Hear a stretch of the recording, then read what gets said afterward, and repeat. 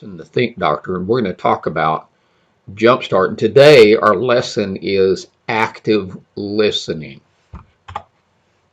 right? Success in listening. That's what we want to feel. We want to feel that the other person understood us and we understood the other person.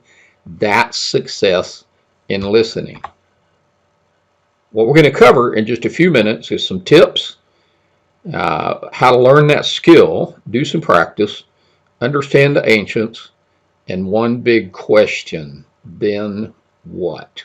All right, so take some time with me here and let's go through it. Bay Ridge, which is a counseling center, bayridgecounselingcenters.ca, put out these 10 tips to effective and active listening skills that I really like. So making our loved ones feel worthy, appreciated, interested, respected. An ordinary conversation can emerge to a deeper level, as do our relationships. Parents can listen to their kids, can help build their self-esteem.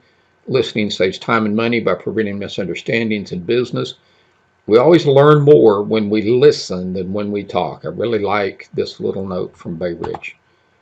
Listening fuels our social and emotional and professional success. Studies prove that listening is a skill we can learn.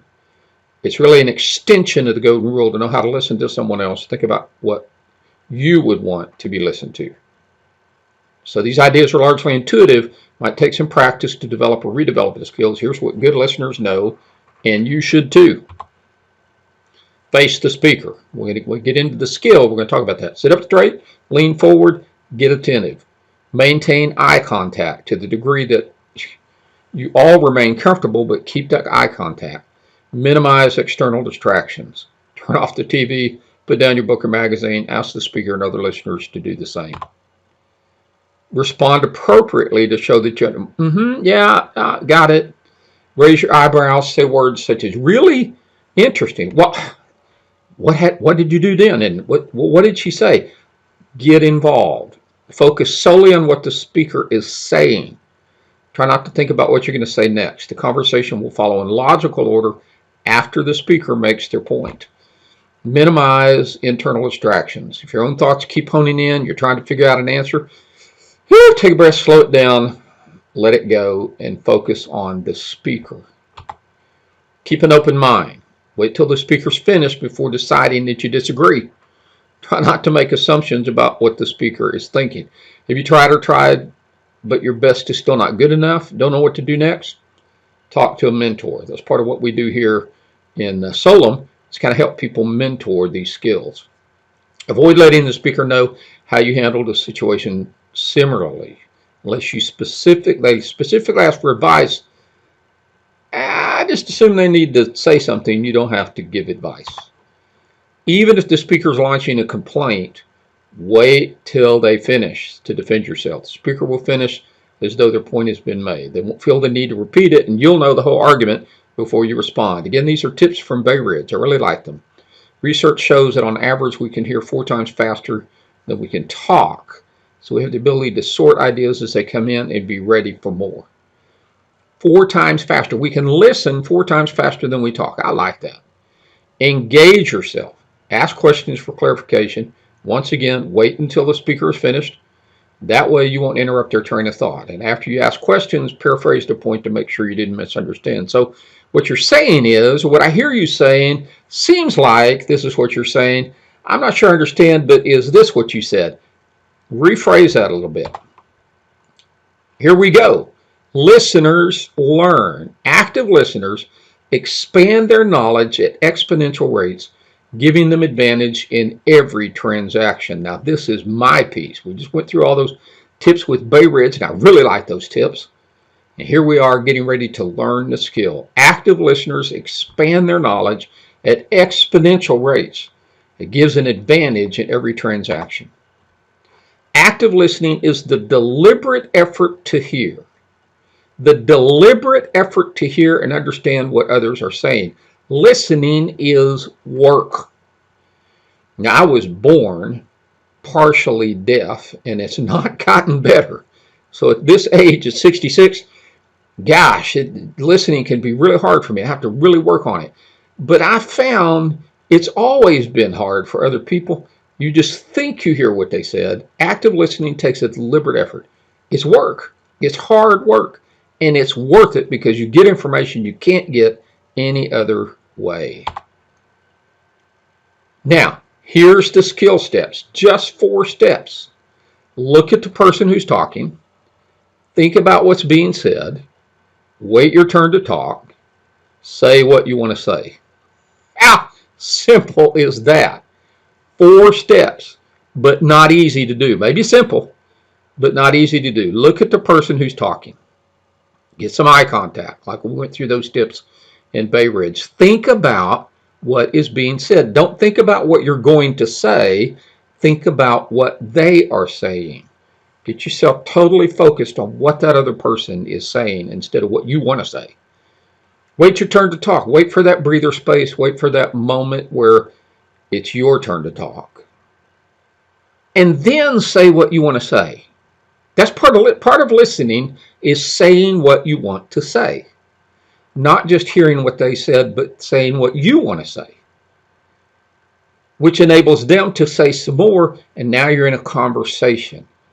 But you really spent the time listening. And take a breath. You don't have to jump back in so fast. Wait your turn to talk. Say what you want to say. So now think about it. Here's some things that you can do to kind of role play this with yourself or with a friend, with some other people. You're meeting with a new employer and getting instructions on conditions of the job. You want to listen carefully, right? You need somebody to listen, somebody who's the employer. And if you've got a friend or two who can be there with you to watch the steps, bystanders. And if I'm doing this in a group, we always have a timekeeper because we want to keep these things down to 3 or 4 minutes. 3 is good, right? So take some practice. In the next week, sit back, go back through those instructions, right? And play this through. I'm taking a new position, or I'm doing something new at work. I'm learning a new skill. And role play it. Just be a listener. Let that other person instruct it.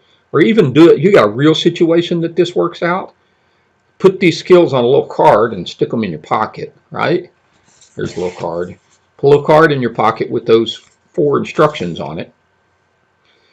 And, right before you get in that conversation, read it. Right after you get out of the conversation, go back and think about it and say, well, how did that go? Here's another situation that you might play through. You're talking with a friend about plans for a party at your house. All right, so somebody is explaining the plans, the other person is listening to make sure they understand it. And somebody else is watching. So it takes about 3 people to do this, right? And you switch roles around. After you've done that, then the presenter becomes a listener and the listener becomes the bystander. And you just work through this. You can do it in your daily life. You do it at work, do it at home, do it with the kids, do it in school, wherever it works for you. But sometimes having something that's just not exactly what you're doing at the moment helps you balance it out, right? So talking about plans for a party. Well, what time is it going to be and who's going to come? And what kind of snacks we're going to have? All those, I have lots of parties in my house. So this one comes up quite a bit. Now remember, we said the next piece is the ancients. What did the ancients say? Everything written in here, except for the Romans part. Romans part was written 2,000 years ago. The Proverbs part was written over 3,000 years ago. These pieces. So as a Christian, I go back and study things that are 3,000, 4,000 years old and look in it. I also, as just a philosopher, I like to study Confucianism and Buddhism and different wisdoms from the Greek philosophers and different philosophers of the world. So here's some things that come out when I study that. Active listening is a core issue with Christians. You got to drop that judgmentalism and listen to understand and build relationship. That's just a great way to treat other people. Accepting and receiving others, you build a safe and healthy base for communication and relationship. You may or may not be a Christian. Whatever. I'm just saying these are great principles for building relationship that have been written down. And actually, many of these principles are written down under Hebrewism or Judaism and also studied in Islam and many other religions. So listen closely, pay attention to the words of the wise, and apply your mind to my knowledge. Another proverb, counsel in a man's heart is deep water, but the man of understanding draws it out. Right? You ever work with somebody and they just don't tell you everything? And you got to draw it out. You have to really listen and take that time to get all the juice out of it, get all the information out of it. Do you see a man who's wise in his own eyes? There's more hope for a fool than for him. What's that all about? That's about we're just trying to construct our response all the time and make ourselves look wiser than the other person. We're not listening. And it says there's more hope for a fool than for the person who's not listening. Do you see a man who speaks too soon? There's more hope for a fool than him. Same thing. Speaks too soon. Doesn't wait his turn. Isn't letting the other person speak fully. These things were written thousands and thousands of years ago. Right? And then Romans 15:7, which is specific to Christian, receive each other even as Christ received you. So take that as you would put it and say, receive another person the way you want to be received. Right? Just apply it to your life. And the last piece of active listening is ask some questions. Think about it. And then do what I call the then what. What is the then what? The then what is when I'm taking a situation in front of me and I've asked the question, then what? If I followed these instructions in active listening in the next conversation I have with somebody, then what might I expect to happen? If I don't do that, then what might I expect to happen? So give yourself a then what. All right, we're going to break, and I hope you can throw some questions back at me, whether you're listening to this on Facebook or YouTube or wherever you're picking it up, or if you do it live right now, let's talk about it.